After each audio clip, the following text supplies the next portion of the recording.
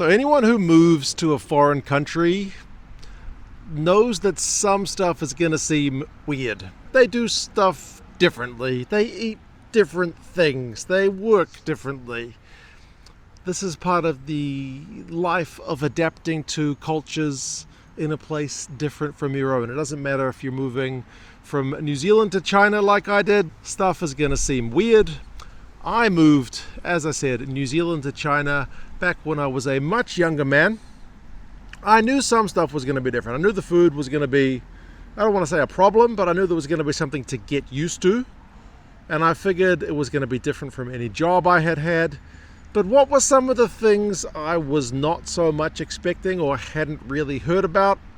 Let's go through 5 things that I found weird about my first kind of year in China, which took me a little bit of time to get used to. Number 1 is a pretty simple one, but fireworks.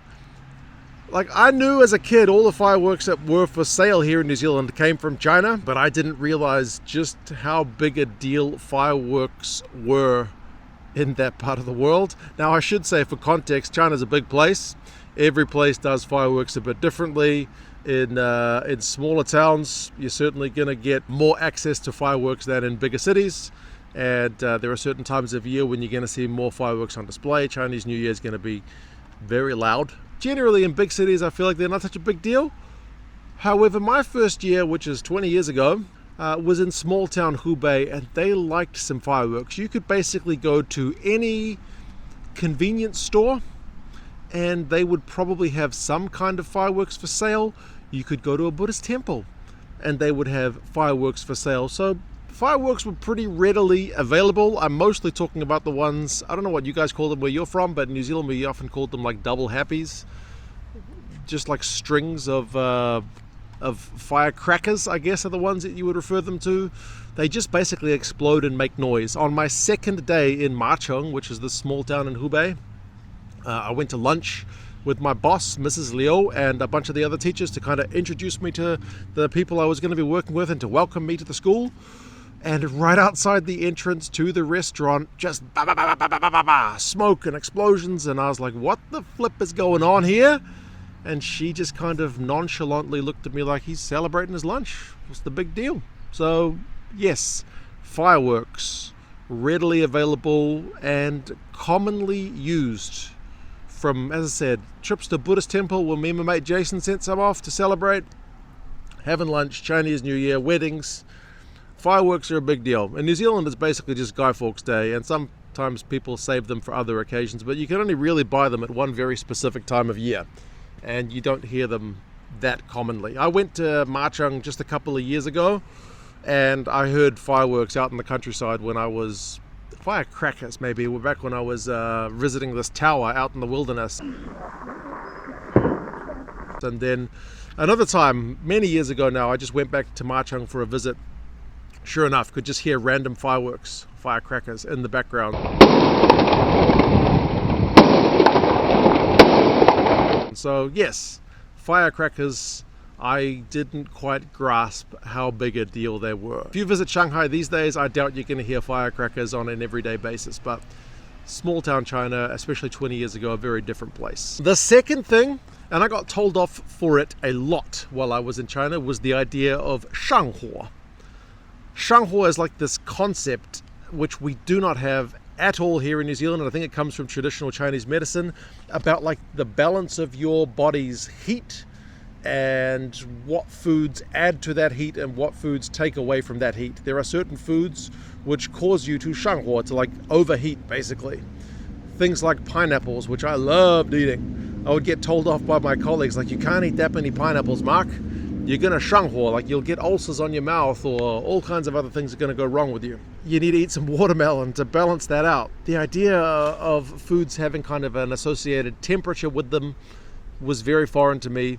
And like I said, people would often warn you about having too much of one thing or another, and kind of keeping your body's internal temperature level was a 100% foreign concept for me. So yeah, Shanghuo. If you live in China for an extended time, you are definitely going to hear about that one. And number 3, kind of, I think it goes with the traditional Chinese medicine thing, is just the hot water.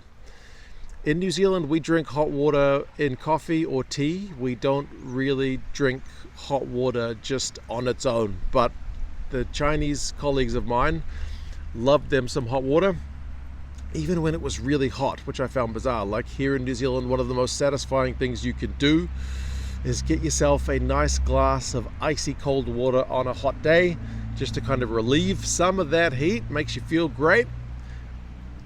Didn't see any of my colleagues drinking icy cold water. They would often have jars. Like, I was quite good mates with some of the guards of the school.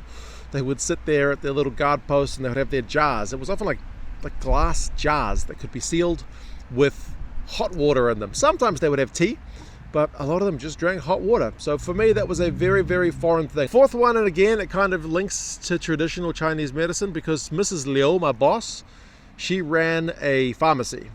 Here's a photo of her with her daughter. That's the pharmacy that they ran, because her husband was a doctor.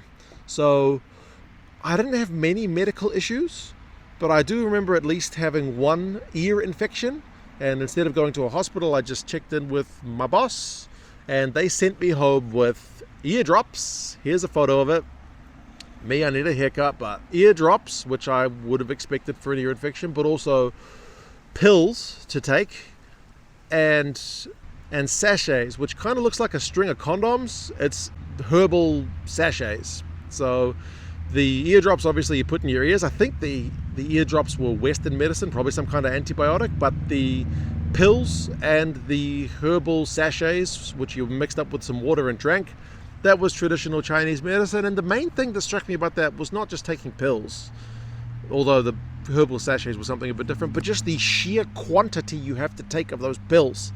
Like, I was worried about taking too many, because, you know, they always warn you when you're taking pills, only take this many a day. And usually with Western medicine, it's like 2 tablets twice a day, or 1 tablet 3 times a day, or something like that. This was like 6 tablets or 8 tablets at a time.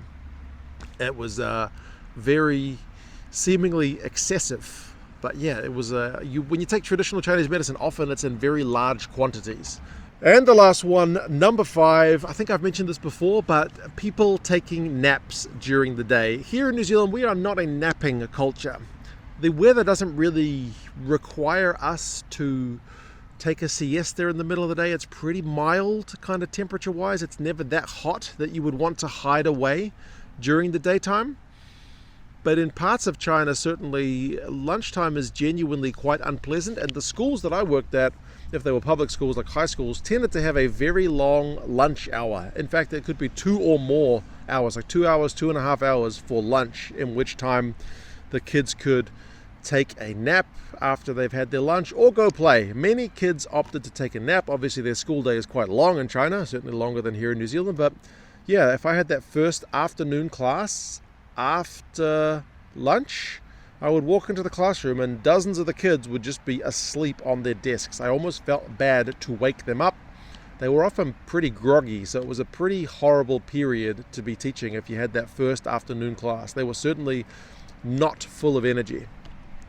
Yeah, we don't have napping culture here. And it wasn't just the students, like sometimes just the regular people just have a nap at lunchtime. I'm not sure if napping culture is changing or if it's different in different parts of China depending on the way the weather was, but certainly in that town and small town Hubei, lunchtime is often nap time.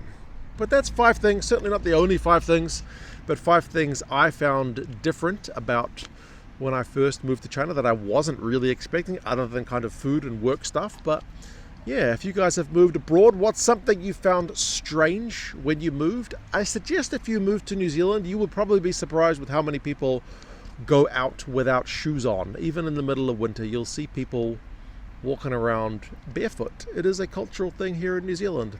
But yeah, if you guys want to see the video where I went back to Macheng, I visited that city 20 years later pretty much, and nobody remembered me, check out that video. I thought it was an interesting one to go back and visit my first kind of home away from home in China. But you guys take care, and I'll talk to you guys again soon. See you later.